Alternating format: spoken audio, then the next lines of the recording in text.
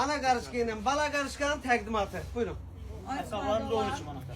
Larafyanalarımız. Bir də bu köynəkləri endirmə qoymuşam 13 manata. Bir də kətan şalvarları qoymuşam.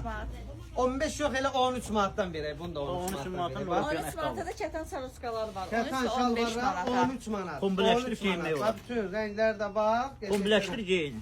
Buralar nədir? Bunlar niyə qoyublar bunlar? Bunlar neçə? $1000. Durun gəlin, güclü endirimlərimiz var. Hər paltara da uyğun. Loropianalar 13 manat. Buna bax.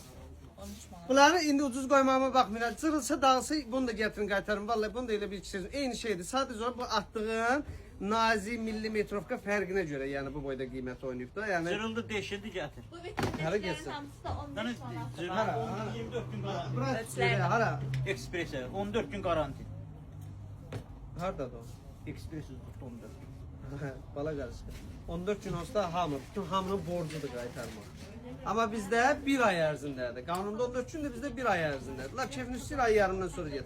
Problem yoxdur. Bir dənə şey görə xətrə dayandırır. Durun gəlin. Mənim siz də xoş gəlmisiniz. Ekspres tutduğa, gəlin.